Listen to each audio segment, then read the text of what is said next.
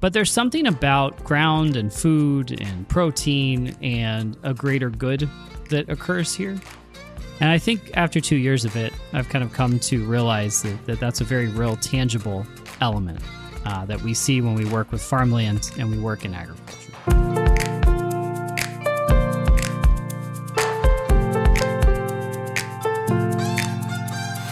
Welcome to the end of Season 2 of the Land and Everything Else podcast. This is Dr. Craig Lemoine. This is the first episode we've had that's just me. And out of 52, I think that's a pretty good ratio. We can all agree. We've tried not to make this the Craig show. I want to just reflect a little bit on the last 2 seasons and set the stage for what's coming next for our listeners.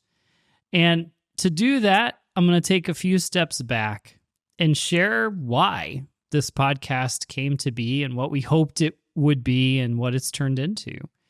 So the Land and Everything Else podcast first came into existence in a proposal I submitted to the College of Aces in an investment program to build some outside-facing courses and some graduate classes. So what we came up with was a proposal, agriculture and alternative investing, which fits really well with what we do. I'm a professor in the College of ACES, Agriculture, Consumer, Environmental Sciences, and so that fits really well with the world of financial planning and wealth management, which is what I teach. So we wrote a proposal up, and the proposal idea was very simple. Create a 6-class series that's public-facing around the idea of alternative investments and agriculture investments. So to do that, I looked around at what I thought worked really well and what had sort of inspired me through the years. And I realized that this would best be done with the help of a lot of other people. My role is very structural, right? I ask questions, I come up with concepts, I laid out the body of the classes, I made some silly, just the right amount of campy videos. But I really wanted this series to involve experts in the field, and so we've done that. We've brought in managers of large farming operations. We brought in advisors who invest in ag and in alts. We brought in real estate specialists. We've brought in professors who also study this element. We've brought in, trust management officers, and we've brought in some of the smartest people in the space. And we've been able to take this podcast as a mechanism of putting them in the classroom. So on our 52 episodes of Land and Everything Else, that's 51 guests. And we managed to take pieces of those 51 guests and put them onto our public-facing courses. So you've got traditional standalone lectures, pieces of this podcast blended with assessments, case studies, and some automated pieces as well. And so that's really what we've done over the last 2 years. And you may ask, okay, well, how's it going? So by the time this episode launches, we'll probably be at around 4,000 to 5,000 users of those classes, 45,000 enrollments there, which is great. It's as many kind of dead on as I'd hoped we'd be at this point in the game. We've created not just 6 classes, but 9, right? So the podcast kind of lent itself to being bigger than we ever intended it to be. And so that brings us up to speed on right now. And so the question is, do you wrap it up and say it did what it needed to do and we've had 51 great interviews, or do you keep it going for another season? And fortunately, we have created this entire program with money to spare. So we're able to run one more season of Land and Everything Else at least, and I'm very excited to be able to do that. And part of that too is a leanness in creating content. And now we find ourselves with a little budget dollars at the end so we can do this one more time.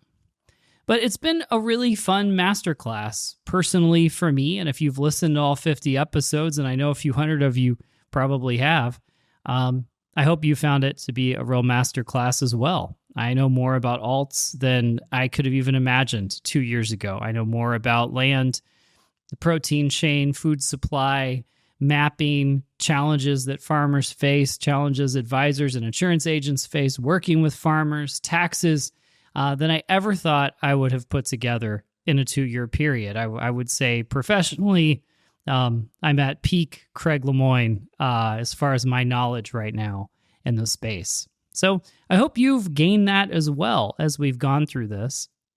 I think, it's nice to have a bit of a reflection episode.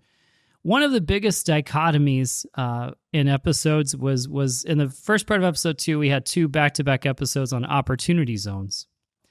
And, opportunity zone investing was created under the Tax Relief Act in Trump's first term.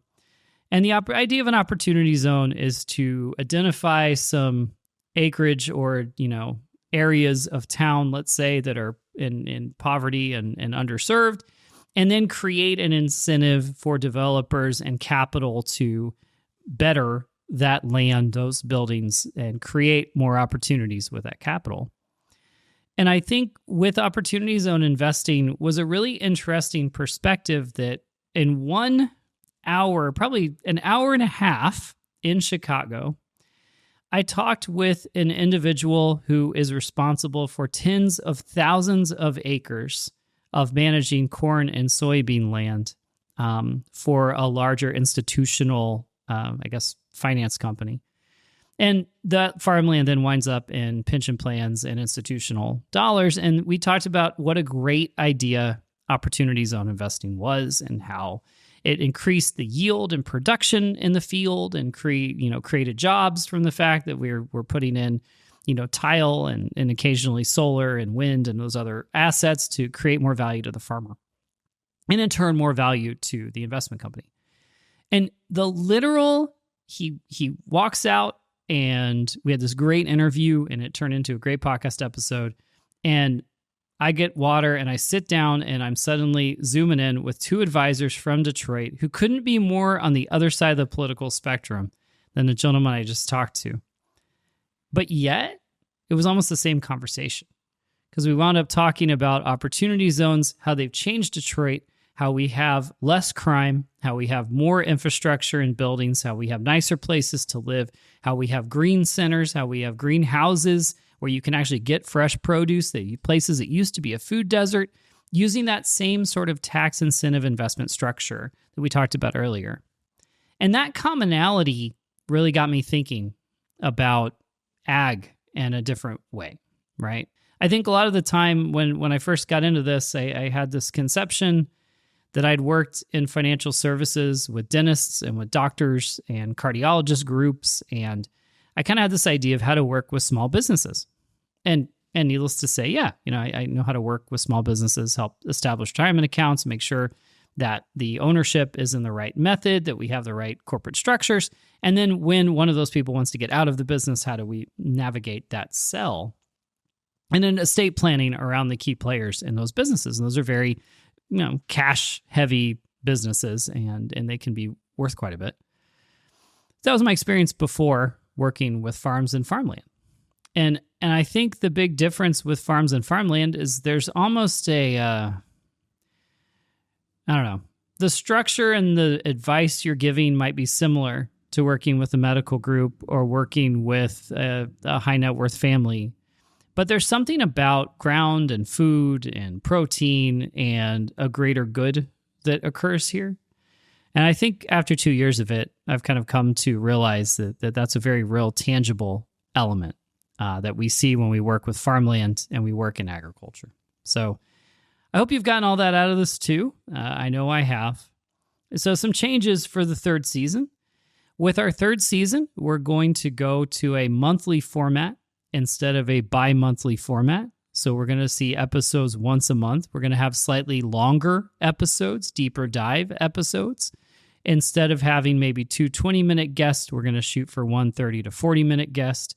We'll also see a little more collateral in the social media space, and we're going to continue to use our 3rd season assets in the classroom, that we may use them in the undergrad classroom or beef up those public-facing classes we have. If you'd like to learn more about the public-facing classes we have, you can just, in any internet search bar, put my name and the Craig Lemoine and Coursera. It'll pop you to the landing page, and then you can say, okay, here's these 9 classes we've created. We're working on a 10th right now, actually, so maybe by the time this goes, we'll have a class called Money and Happiness. We'll have a 10th up there. But you want to learn more, go to Coursera, Craig Lemoine. and check those out. They're a lot of fun. They're $50 each. And yeah, we're doing pretty good with that. But it's been a lot of fun. The first 2 seasons have been great. I want to thank Podpony for their help in everything from producing this podcast to making sure the educational assets are good, all their video editing along the way. And it's really made our Coursera classes pop in this podcast too.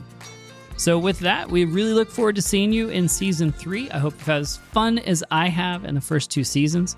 And we'll get this kicking next month. Thanks for listening.